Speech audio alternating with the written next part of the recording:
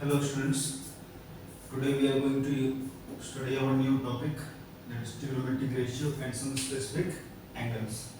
So basically हम इसमें क्या देखेंगे, हम इसमें देखेंगे कि अभी तक जो हमने ट्रिगोनोमेट्रिक रेशियोज को पढ़ा है उस ट्रिगोनोमेट्रिक रेशियोज का सम स्पेसिफिक एंगल्स पे क्या वैल्यू है और उन स्पेसिफिक एंगल्स को हम डायरेक्टली अपने प्रॉब्लम में यूज कर सकते हैं, है ना।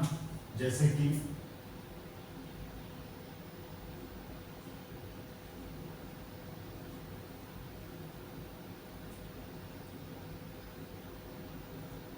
ट्रिग्नोमेट्रिक रेशियो का मतलब क्या है? It is the relation between sides and angle. तो साइड्स एंड एंगल का रिलेशन है ना, साइड्स एंड एंगल का relation with some special angle पे जो वैल्यूज हैं उनका यूज करेंगे और डायरेक्टली हम उनको अपने प्रॉब्लम में यूज कर सकते हैं सॉल्व करने के लिए। तो मैं एक चार्ट बना रहा हूँ, उस चार्ट को देख के हम आगे अपने प्रॉब्लम की सभी वैल्यूज को वहां से निकालेंगे और फिर हम उसको सॉल्व करेंगे, ठीक है। तो यहाँ this is sine theta, this is cos theta, this is tan theta, this is cosec theta, this is sec theta, this is cot theta।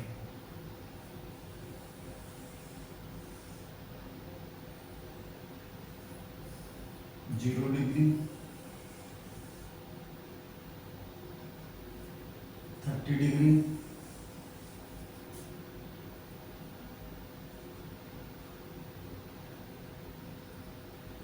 45 degree,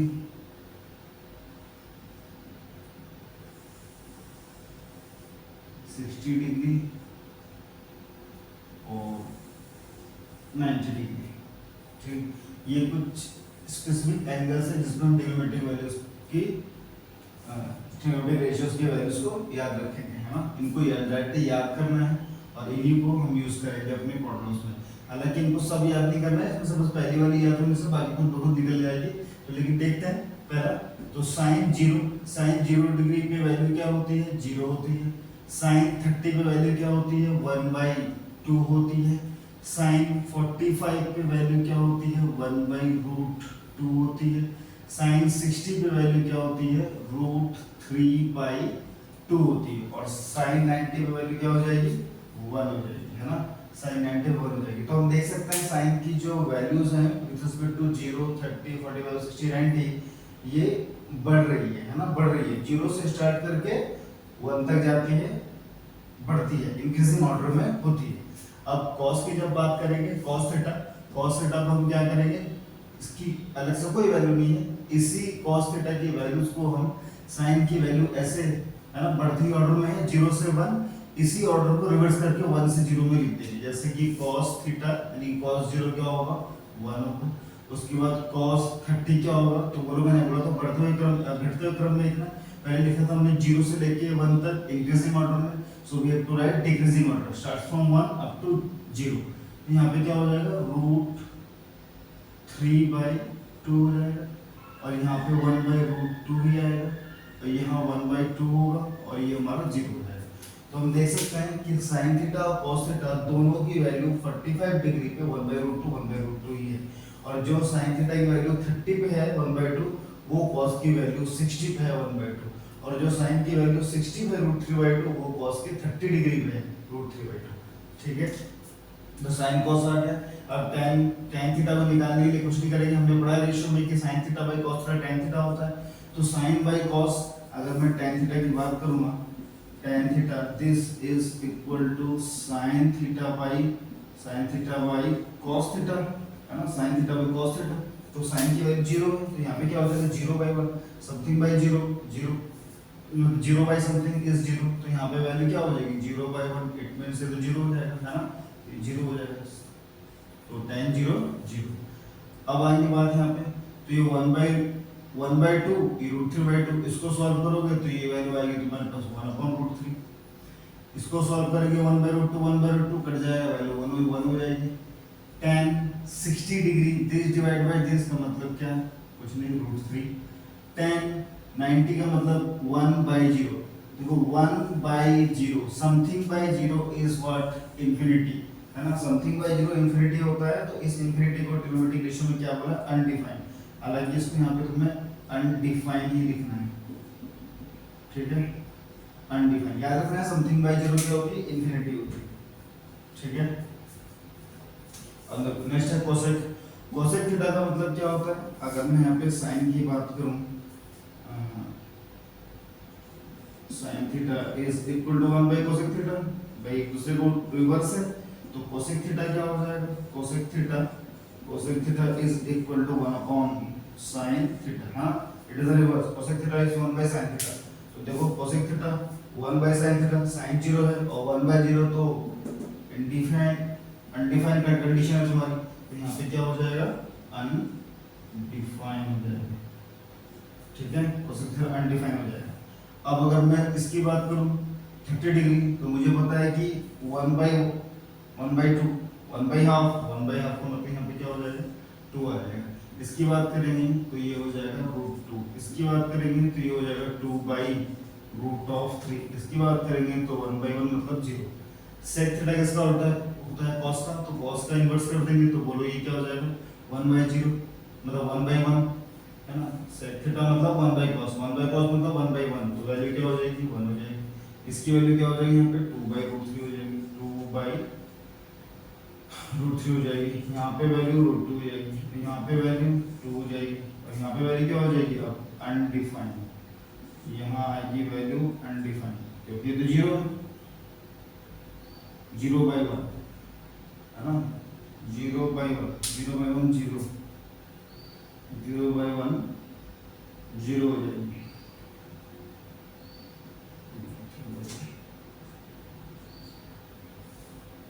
one by cos, है ना, सेक थीटा लिख देता हूँ मैं यहाँ पे, sec theta is equal to 1 by cos theta. तो 1/0 है ना, 1/0 मतलब अनडिफाइंड, ये सही था, अनडिफाइंड था, ठीक है। अब देखो सेक थीटा और कॉसेक थीटा भी साइन की तरह है। सेक अनडिफाइंड से शुरू हुआ, 2√2 2/√3 1, और वो देखो 1 से स्टार्ट हो, 1 2/√3 ये रहा, फिर √2 फिर 2 और फिर अनडिफाइंड। लास्ट है cot थीटा का मतलब क्या होता है, tan का उल्टा, tan का उल्टा मतलब 1/0, 1/0 मतलब फिर से ये क्या हो जाएगा, अनडिफाइंड हो जाएगा, है ना। यहाँ पे क्या हो जाएगा, अनडिफाइंड, ये वाली वैल्यू अनडिफाइंड। उसके बाद फिर इसकी वैल्यू ये 1/√3 है, तो 1/1/√3 का मतलब सिर्फ √3। इसकी वैल्यू 1/1 क्या हो जाएगी, 1 हो जाएगी। इसकी वैल्यू ये 1/√3 हो जाएगी, ठीक है। ये अनडिफाइंड मतलब समथिंग बाय इंफिनिटी 0, ये 0 से स्टार्ट होगा, ठीक है। तो ये देख सकते हैं यहाँ पे वैल्यू क्या है, 0 1/√3 1/√3 अनडिफाइंड। अब स्टार्ट कहाँ से, अनडिफाइंड से, अनडिफाइंड √3 1 1/√3 और 0 पे आ जाएगा। तो इन्हीं ट्रिग्नोमेट्रिक रेशियो का यूज करके हम अपने प्रॉब्लम्स में डायरेक्टली क्वेश्चन को सॉल्व कर सकते हैं,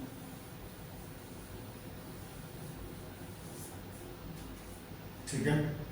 तो ये कुछ स्पेसिफिक एंगल्स हैं जिनमें हम वैल्यूज को रख के डायरेक्टली सॉल्व करेंगे, तो इनको अच्छे से आप नोट डाउन कर लीजिए। और हम स्टार्ट करते हैं अपने इंट्रोडक्शन पार्ट के चैप्टर को, ठीक है, जिसमें एग्जांपल नंबर 1 से हम स्टार्ट करेंगे।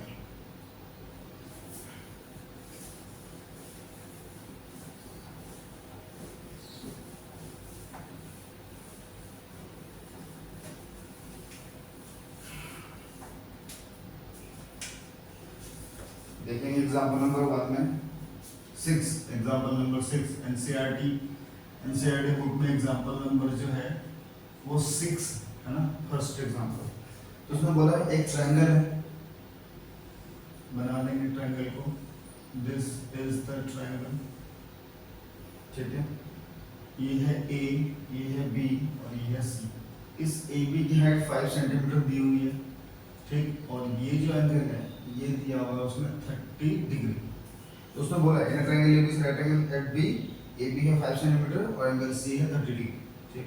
Determine the length of BC and AC। तो इस बेस और इस हाइपोटेन्यूज का क्या निकालना है, लेंथ निकालने के लिए बोला है उसने। तो देखो हमें पता है कि ये वाला टर्म इस ट्रायंगल में, पर्टिकुलर इस ट्रायंगल में, ये जो है तो हाइट है और ये क्या है, ये बेस है ना। तो एंगल के ठीक सामने वाली साइड जो हाइट होती है, अगर वो 5 सेंटीमीटर है और ये बेस है, तो मुझको टेलर टर्म का एक रेशियो पता है कि tan theta is equal to height by base. तो मैं यहाँ लगा दूंगा क्या, tan 30। tan 30 मतलब हाइट का मतलब हो गया AB और बेस का मतलब क्या हो गया, BC, है ना। tan 30 equal to AB by BC। तो tan 30 की वैल्यू कितनी होती है, 1/√3 होती है। तो यहाँ पे हम सीधे यूज करेंगे 1/√3 उस चार्ट से। और AB की वैल्यू तो बोलो 5 थी और BC हमें निकालना था। It means what, BC is equal to 5 times of √3 centimetre. आ गया BC, ठीक। ये कितना आ गया, 5 of √3, ठीक। अब मुझे AC निकालना है, तो मुझको फिर से पता है, या तो मैं इससे इसका रिलेशन निकालूं तो base by hypo cos theta होता है और परपेंडिकुलर यानी कि height by hypo sin theta होता है। कोई भी एक रिलेशन यूज कर लो, तो हम sin थीटा यूज कर लेंगे। sin थीटा वाला जो वैल्यू है वो इजी भी, sin theta is nothing but height by hypotenuse और थीटा अगर 30 डिग्री है तो यहाँ पे हम रख देंगे sin 30। sin 30 का मतलब हाइट का मतलब तो AB था, AB over A of C। तो sin 30 की वैल्यू है 1/2 और AB की मतलब है 5 और हमें निकालना था AC।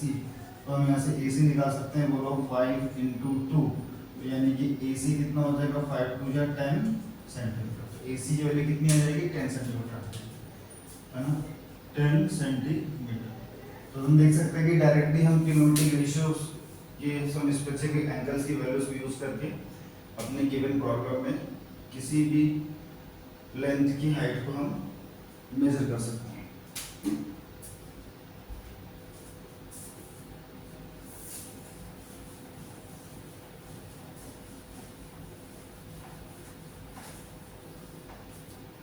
Okay, move to the next question, example number 7।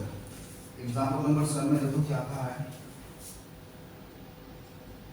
7 में क्या है, in triangle PQR, right triangle eight Q।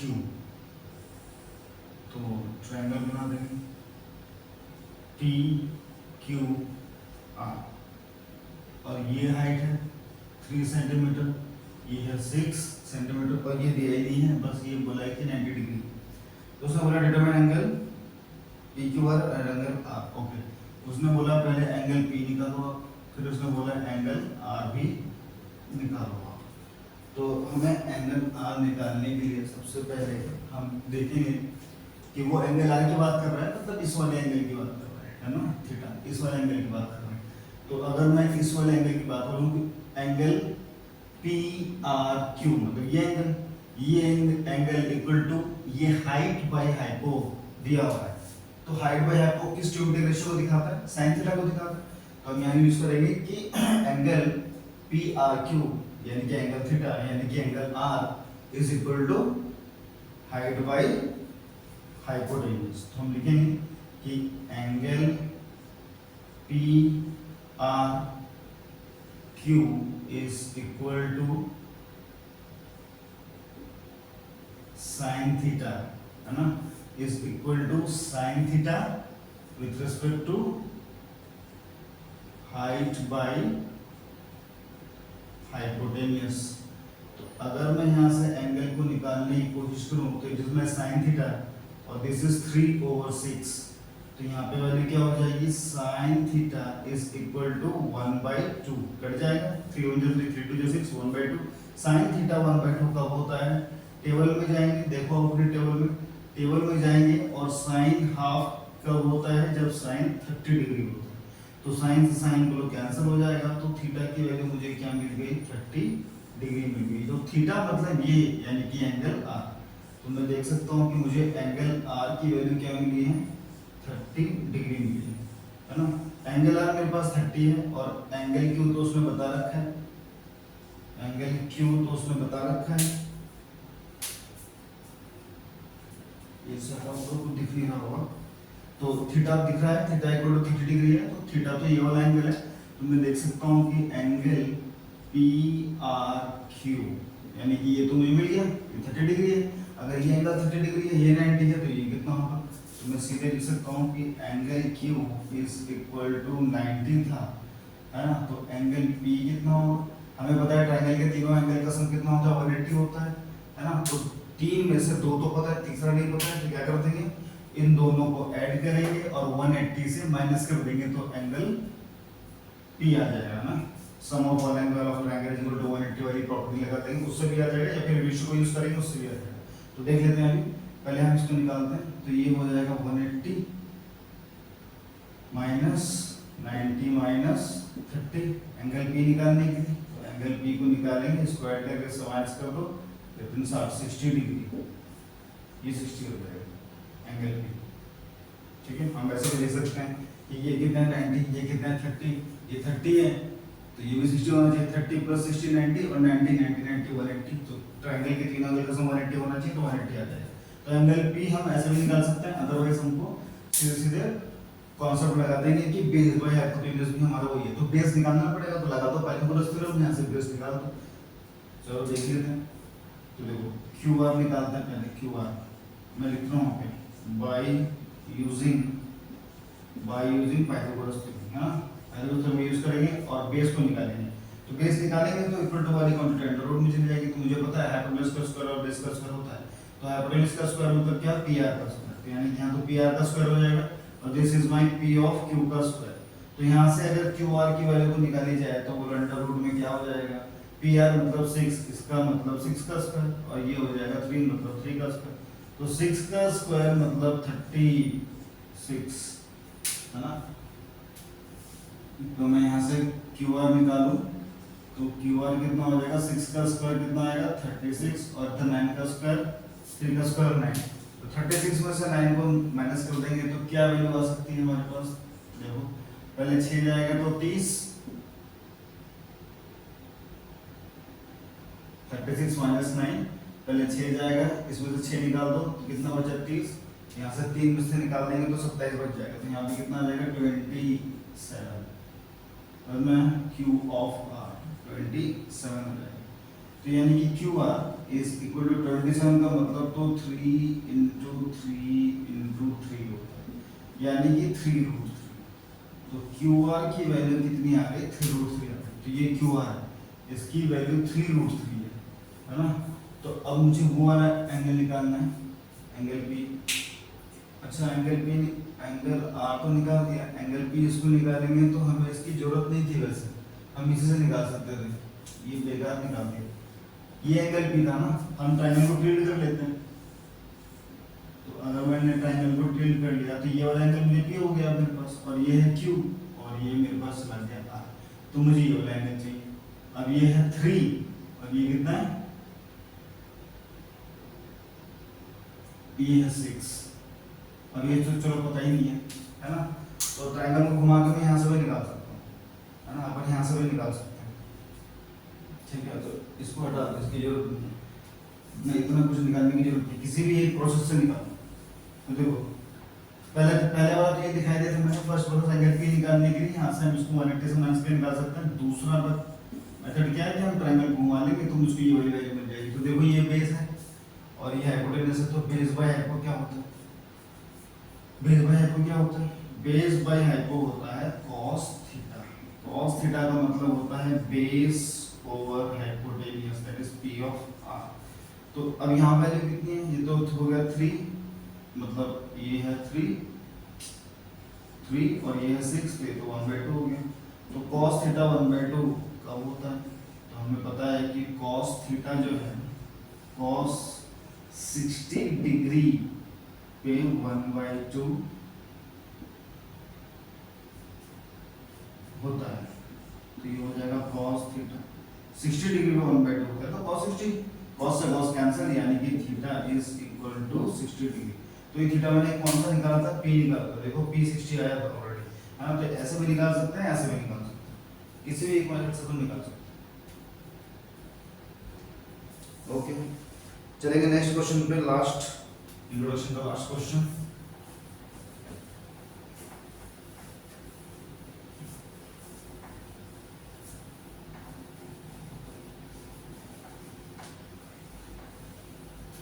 Introduction का लास्ट क्वेश्चन है कि कह रहा है sine a minus b, question number 8 कह रहा है sine a minus b is 1/2 और दूसरी वैल्यू क्या है cos a plus b is equal to 1/2।